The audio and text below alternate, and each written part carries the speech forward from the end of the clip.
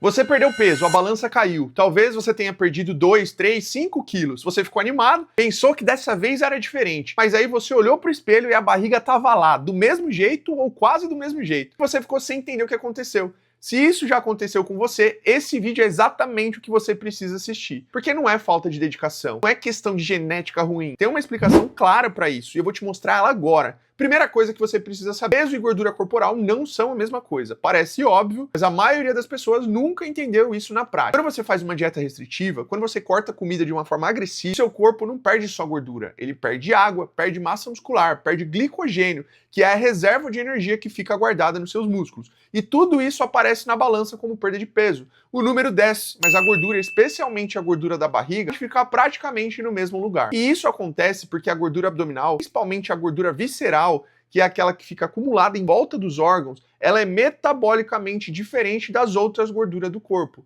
Ela é a mais resistente. Ela tem uma relação muito mais intensa com alguns hormônios do que a gordura do resto do corpo. E quando a sua estratégia não considera isso, você perde peso, mas não perde o que estava incomodando.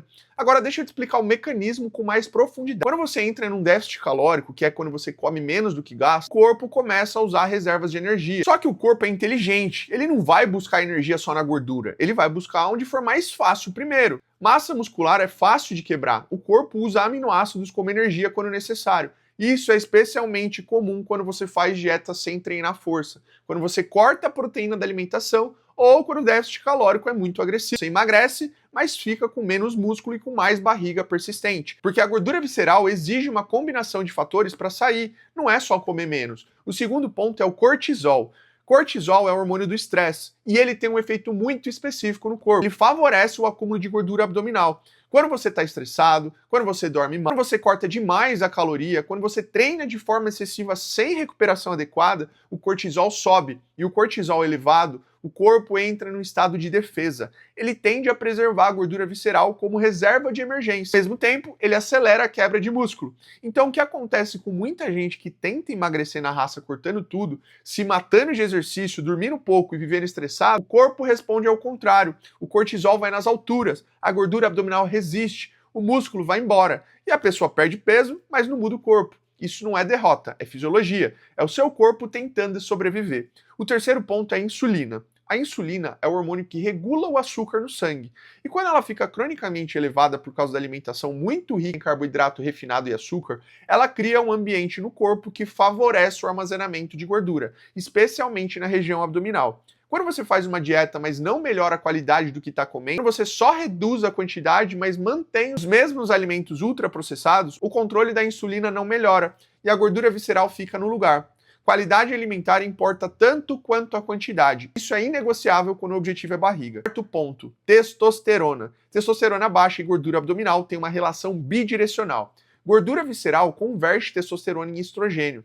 E testosterona baixa favorece o acúmulo de gordura visceral, ciclo que se alimenta. Homem com barriga persistente frequentemente tem testosterona abaixo do ideal, mesmo que os exames ainda estejam dentro da faixa de referência do laboratório. E com a testosterona baixa, a capacidade do corpo de usar gordura como energia cai, a massa muscular fica mais difícil de construir e a barriga resiste ainda mais. Isso não é desculpa, é o contexto que você precisa entender para montar a estratégia certa. E é exatamente aqui que eu quero pausar um segundo para te falar uma coisa. Se você está nessa situação, se você já tentou emagrecer, já perdeu tudo, mas a barriga continua resistindo e você não entende por quê, existe uma grande chance de você estar errando na estratégia. Não na força de vontade, na estratégia. E é isso que eu faço na minha consultoria. Eu monto um treino de alimentação de acordo com a sua rotina, junto com a nutricionista, com o seu corpo, com o que está travando o seu resultado. Não é um plano genérico, é feito para você. Tem um link aqui na descrição se você quiser conhecer. Se você ainda não é inscrito no canal, se inscreva agora, porque eu posto conteúdo aqui toda semana com esse nível de profundidade, sem enrolação, sem mimimi, sem receita de coach motivacional. Só o que funciona na prática. Voltando para o tema, você já entendeu os 4 mecanismos principais, a diferença entre perda de peso e perda de gordura, o papel do cortisol, o impacto da insulina e a relação com a testosterona.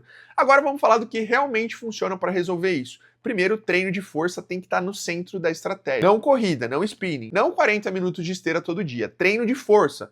Musculação, calistenia, o que for. O treino de força é o que preserva e constrói massa muscular. E massa muscular é o que muda o metabolismo de verdade. Quando você tem mais músculo, o seu corpo gasta mais energia em repouso. Quando você tem mais músculo, a sensibilidade à insulina melhora. Quando você tem mais músculo, o ambiente hormonal do corpo muda a favor da queima de gordura. E quando você tem mais músculo, a testosterona tende a ficar em níveis melhores. Cardio pode entrar como complemento, mas se você está treinando só cardio, achando que é a melhor estratégia para a barriga, você está usando a ferramenta errada. Segundo, proteína precisa ser prioridade na alimentação. A maioria dos homens come muito menos proteína do que deveria. E quando a proteína está baixa e o déficit calórico está presente, o corpo quebra mais músculo para se manter. Isso é o oposto do que você quer. Proteína suficiente protege o músculo durante o déficit. Ele aumenta a saciedade, ele te dá um efeito térmico maior do que carboidrato e gordura. Ou seja, o corpo gasta mais energia só para digeri-la. E ela é essencial para a recuperação do treino. Se você não consegue colocar proteína suficiente na alimentação do dia a dia, uma estratégia simples e funcional é usar o whey protein como suplemento. Não é mágica, é conveniência, mas ela resolve um problema real de quem tem rotina corrida e não consegue bater a meta de proteína só com comida. Terceiro, sono é tratamento e não luxo. Dormir mal eleva cortisol, desequilibra grelina e leptina, que são os hormônios de fome e da saciedade. Reduz testosterona, piora a sensibilidade à insulina e dificulta a recuperação do treino. O homem que dorme 6 horas ou menos por noite de forma crônica está nadando contra a maré, independente do treino e da dieta que ele faz. A janela principal de produção de testosterona acontece durante o sono. Se o sono não está bom, essa janela não abre direito. Isso não significa que você precisa dormir 10 horas. 7 a 8 horas de sono de qualidade, com regularidade, já é o suficiente para fazer diferença real no resultado. Quarto, déficit calórico precisa ser moderado e inteligente. Cortar tudo de uma vez não acelera o processo, acelera a perda de músculo, sobe o cortisol e vai colocar o seu metabolismo em modo de defesa. Um déficit entre 300 e 500 calorias por dia, combinado com treino de força e proteína adequada, produz resultado mais consistente e mais duradouro do que qualquer dieta radical.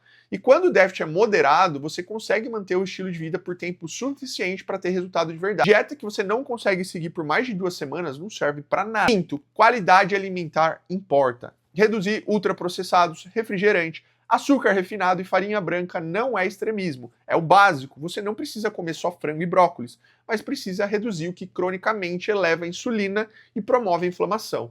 A inflamação crônica, que é aquela inflamação de baixo grau que você nem sente, está diretamente ligada ao acúmulo de gordura visceral. E o principal gatilho dela é o padrão alimentar. Não precisa ser perfeito, precisa ser consistente o suficiente para criar um ambiente interno que favoreça a mudança. Agora deixa eu te dar a síntese disso tudo de uma forma prática. Se você perdeu peso, mas a barriga não saiu, existe uma boa chance de que você fez pelo menos um desses erros.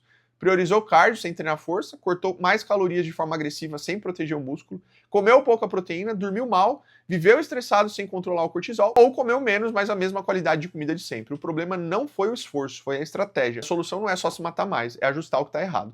Treinar força consistente, proteína suficiente, sono de qualidade, déficit calórico moderado e redução de ultraprocessados. Essas 5 coisas aplicadas juntas e de forma sustentável mudam o ambiente interno do corpo. E quando o ambiente muda, a gordura abdominal começa a responder. Não da noite para o dia, mas de forma real, de forma que aparece no espelho e não só mais na balança. Você não precisa virar atleta, não precisa comer atum com farinha de arroz 6 vezes por dia, não precisa treinar 2 vezes por dia, precisa de estratégia certa aplicada com consistência suficiente. Essa é a diferença entre quem muda de corpo e quem fica no ciclo de tentar perder um pouco, frustrar e recomeçar. Se esse conteúdo fez sentido para você, compartilha com alguém que está passando por isso. Tem muita gente que está se esforçando na direção errada e que precisava ouvir isso hoje. E não se esqueça de se inscrever aqui no canal. Deixa sua dúvida aqui que com certeza eu vou responder. Tamo junto e até o próximo vídeo.